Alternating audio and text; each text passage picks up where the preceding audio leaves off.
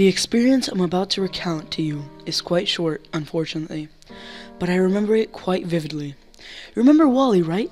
The cute little boy who served as your rival in Pokemon Ruby, Sapphire, and Emerald? Yeah, he's easily one of my favorites. He doesn't seem to have any emotional hang-ups, he's not arrogant, he doesn't constantly call you weak, and he's not a hyperactive annoyance. Also, he's not trying to deceive you even for the smallest amount of time. He's just a sweet, innocent boy who wants to be a good Pokemon trainer. He was the one I really hated to beat, but at the same time, I loved it. The way he accepted his defeat at my character's hands with the vow to try harder made me feel like I was a motivator of some sort. I wasn't beating him mercilessly, I was helping him get better. It had been quite some time since I'd played my Pokemon Ruby game, a few years at least, but I had never once misplaced it. As I suddenly got the urge to play it one day after watching the Jirachi Witchmaker movie, I found it neatly tucked away in my sock drawer, in the exact same corner in which I had left it. It wasn't even dusty. The cloth protection of a bunch of unused socks kept it safe from any damaging elements, which in turn answered the question as to why I had placed it in the sock drawer in the first place. I located my DS since I misplaced my GBA SP quite a while back. Not that it mattered, and quickly inserted the red cartridge. Excited to see my old, completely unbalanced Pokemon team, I selected my save file and saw that I had saved right in front of the Pokemon League, which was good considering that I planned to challenge them straight away anyway.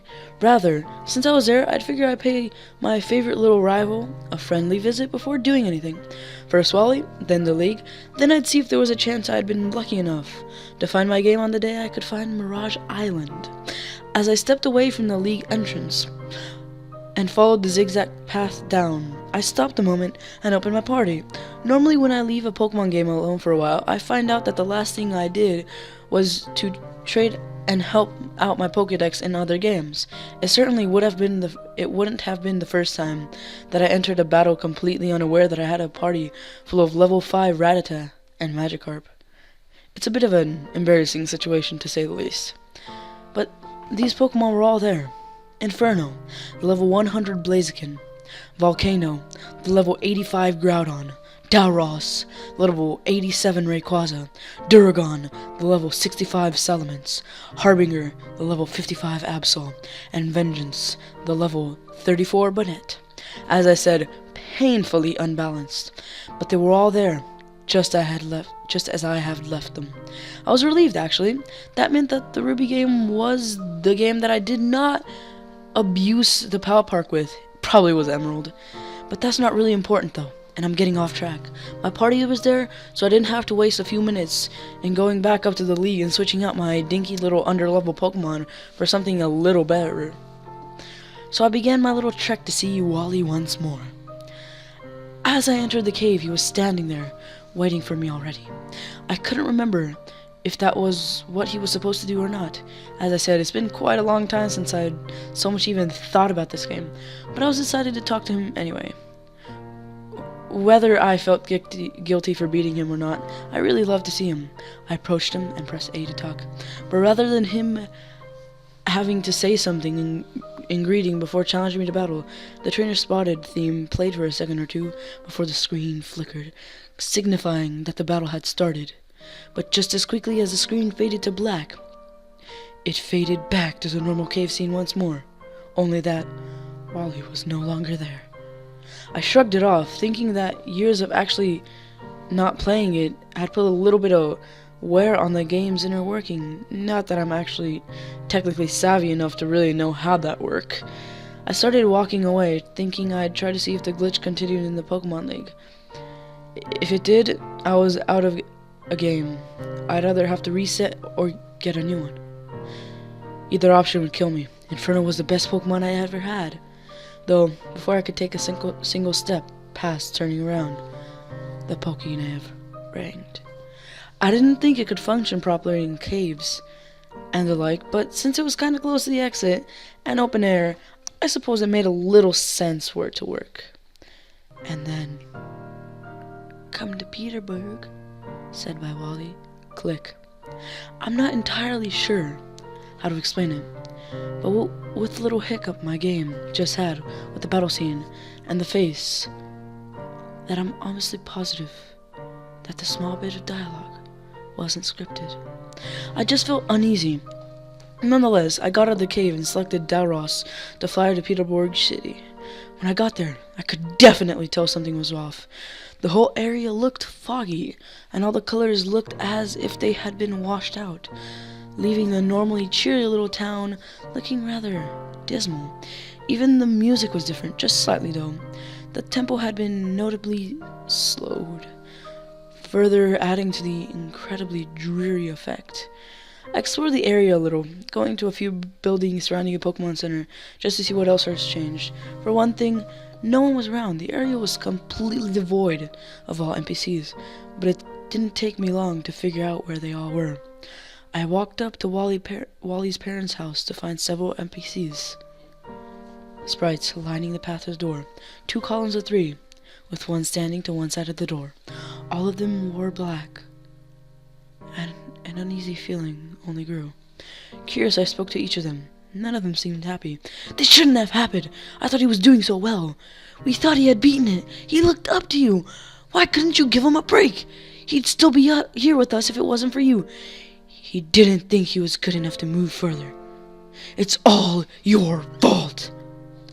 I knew what was going on, but I didn't want to believe it. But as I walked into his house, I was forced to. A couple more NPCs dotted the small room, as a small black coffin rested in the middle of the area. Wally was dead. I spoke to the other NPCs. Most only repeated, "It's all your fault," but one, which I did believe was his mother, explained things a little better for me. The damn cave aggravated his condition. He strained himself to become better so he could finally be as good as you, but he pushed himself too hard. His body gave out. A hiker found him, a Pokeball clutched in his little hand, his Pokemon refusing to leave his side. He called us using Wally's nav. Do you know what it's like, being informed by a total stranger that someone you love is dead? Pay your respects and leave. This is all your fault. By now, I felt absolutely terrible. Wouldn't you? So I did as I was told and walked up to the small casket.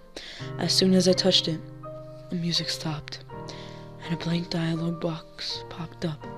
I stayed there for a few seconds before a single word was slowly typed out. Why? A battle started. A real one this time.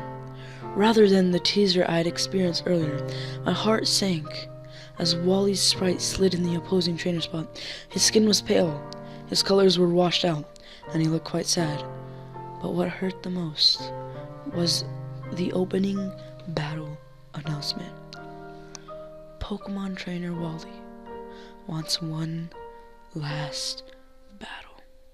He sent out his first Pokemon, his cherished Gardevoir, which also looked upset. I assumed this would be the trend with all his Pokemon. I sent out Inferno. Sympathy urged me to throw this battle, to make this last one good for him. But the competitor inside of me told me to give it all I had. Guess which one I listened to? Inferno plowed through each and every one of his saddened Pokemon, knocking them flat with one attack each as the battle ended. Wally slid back into the frame, his sprite now mostly transparent, and said, "Why couldn't you let me win?" When the battle screen faded, Wally's mother approached my character and pushed him back away from the coffin. "Get out! You're done here! You disgust me!" And she shoved me out the door. Instead of appearing outside of the house, the screen cut to white and began rolling the credits. As the names of those involved in the production of the game faded in and out, the white was replaced by an empty screen. Poor Wally's funeral procession. NPCs, sprites, slowly paraded through Petersburg, the tiny casket at the center of the crowd. My eyes watered as they slowly left through the right exit of the city. The camera followed as they stopped at the small patch of grass where Wally has caught his deer routes. When they stopped, they all turned to face the screen. Just for a second, but I could almost feel the judgment. As it turned back to the casket, the screen faded to white, and Wally's trainer sprite faded in. Beneath it were 3 little words.